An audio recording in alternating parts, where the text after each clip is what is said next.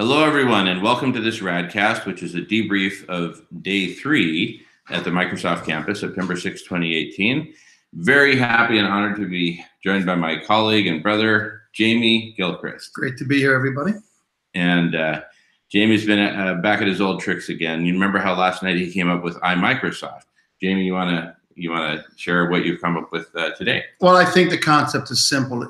It just rolls. So it would be something along these lines, Jamie. It would be, what's the difference between Microsoft and iMicrosoft? Well, Microsoft is a multinational major company that is a specialist in platforms and people. iMicrosoft is its own division. It is beyond AI. iMicrosoft will be their AI division. We're going to create a super AI that's going to collectively pull in all the AI knowledge. I'm sorry, do you mean a super AI or a super intelligence, which includes the human part? Super intelligence. That's what radical collective intelligence is going to be beyond AI. Yeah. And it's going to be the iMicrosoft product. Yeah. We're going to shoot them 50 years past everyone currently in the game, especially the people that we don't even know they're in the game. Because, basically the AI only people are like those manufacturers who are 100% automated and refuse to have human touch. Yes, there are certain, products. Advantages. But more important, I think more importantly, certain classes of products that lends itself to. Of course. Right. It doesn't really lend itself to a work of art very well. Right. Right. And, the best that's come up with so far is fractals. And those are beautiful. I'm not knocking them. But you bring in the human part. Anyway, I could go on and on.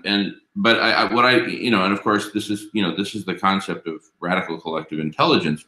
But you've given it a position that positions it relative to the leader. Right. It's kind of like what 7-Up did with the Uncola. Right. Exactly. Becoming the number 2 and just huge market share growth by positioning themselves not just relative to the leader, but to the lead category. So in so doing, they take their anyway. It's a really good example, and it's one that's mentioned in the 22 Immutable Laws of Marketing, and that Satya, you'll remember I gave you that book at one of our meetings. And I sure hope you've read it. It really, I'm sure you have, and it's really the part of the key to mastering this whole space, as Jamie is doing so well from a branding standpoint. iMicrosoft, beyond AI. Well, why Microsoft for this new leap in a higher form of intelligence, which grows exponentially? Why Microsoft? Because we're the platform people. iMicrosoft, the platform people. So the radical collective intelligence component here that's going to take this to beyond AI, and Microsoft will immediately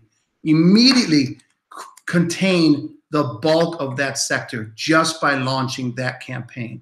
They will automatically absorb the biggest sector of it. But the thing is people are worried about, oh my gosh, what's the dangers of AI? There are no dangers, because you can either get a horse with a bridle, or you can create a horse with a bridle already installed, so it can't run away.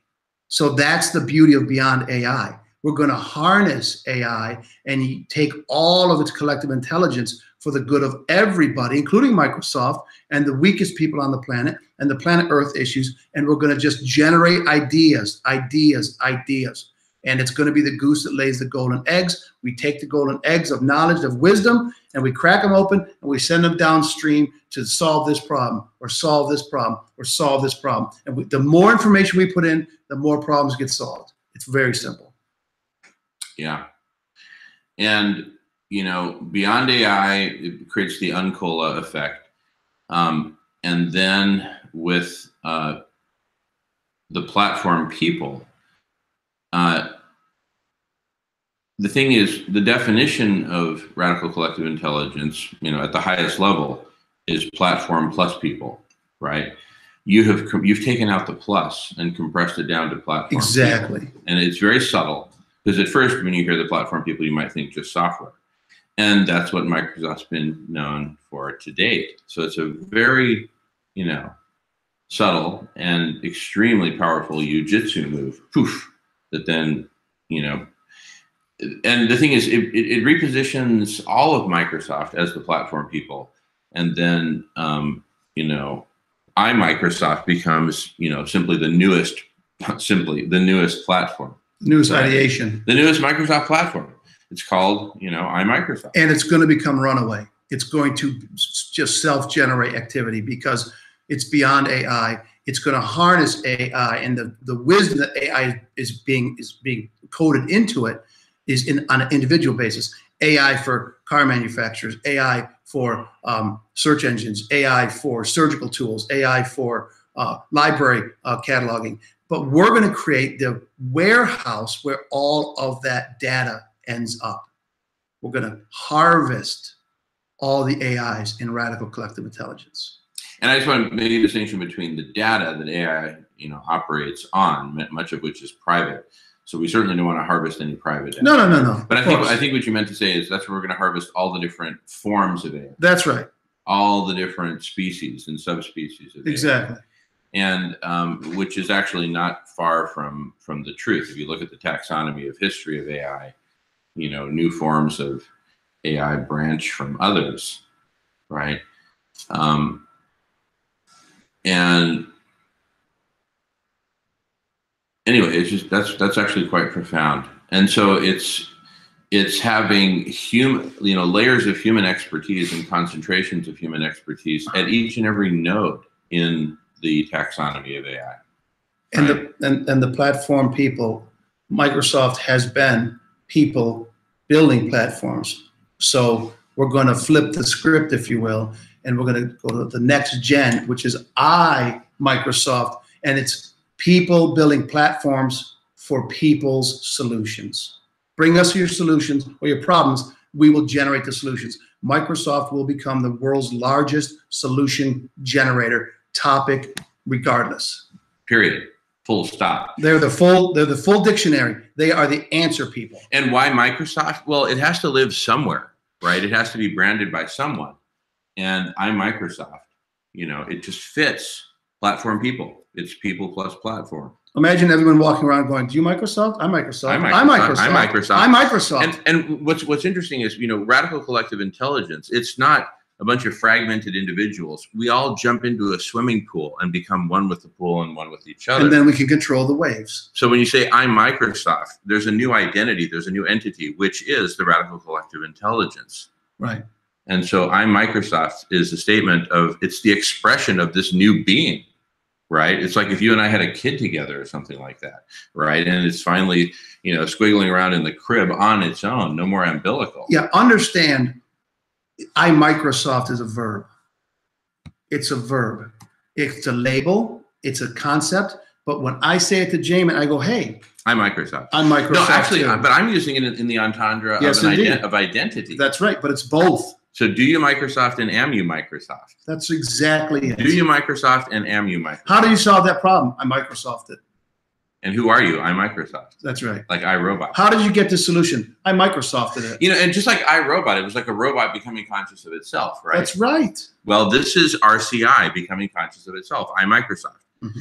If you want to brand it, brand it. Go for it. Let's do it together. Do it today. Let's today. Brand it. Hey, Microsoft, call us. Call us. And because there's a lot more where that came from. This is the beginning. The baby's just the beginning. I just spent 3 days on your campus. I'm not from the tech world, but I've talked to many of your employees, many wise people, so much knowledge, so many connected people asking me questions. Why are we there? What are we doing there? And we're there because we want your involvement. You can do this. And everybody I've talked to in my government uniform, I worked for the government. The government can't solve this. I was in it. I've seen what they can do. They're firemen. They'll come after the fire. If they get there early enough, they'll save your baby and your dog. If they don't, they'll just put water on the embers. You guys are in the unique position to do this, and you've got the brain power, the bandwidth, the capability, the knowledge, and the nimbleness. As big as you are, you've never lost your nimble roots. That's what I saw the last 3 days, getting sunburned out on your campus. It's unbelievable what's going on there. Let's unleash the power. Let's unleash it. Wow, beautiful. You know, just a couple final points, which is, why the bold, certainly unconventional approach. Why couldn't I have just requested a meeting? I could have, right? And I probably would have gotten the meeting eventually, but we don't have until eventually to solve this. So please pardon the, kind of anything. Bull in the China shop approach. Yeah. I mean, I am a Taurus, right? And it is a bit of a bull in the China. But here's the thing: this is a real emergency, right? If heaven forbid one of your, someone you love were in a situation where there was a burning building, I wouldn't hesitate to bust down the door and help them out, right? Regardless of how many hinges I have to break and how many doors, right? Or how many fingers or toes or whatever's, right? You've certainly been in that situation. I'm just talking hypothetically. You've actually been there. Yeah. And thank you for that. It's all good. And Microsoft, thank you for taking all of us, you and all the people, right? Because that's the entendre of people. It's all people.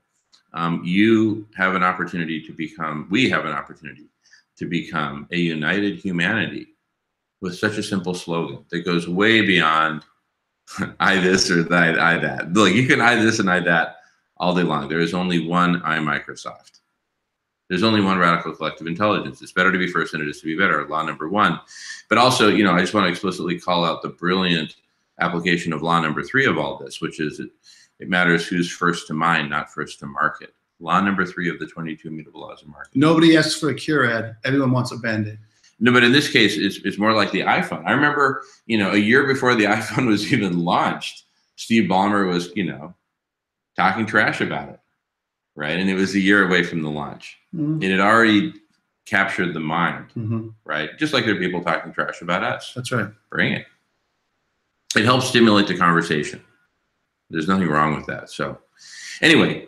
I think that's it. Okay. Thank you all, and look forward to seeing you tomorrow. Thank you for your hospitality in Microsoft. Thank you so much. You've been there 3 days. You've been so kind. The Yeah. family of people there are kind. The security, everybody is welcoming, and that is a beautiful atmosphere you've got there. Yeah, and everyone from our group, even folks who've never been to the Microsoft campus before, uniformly expressed that.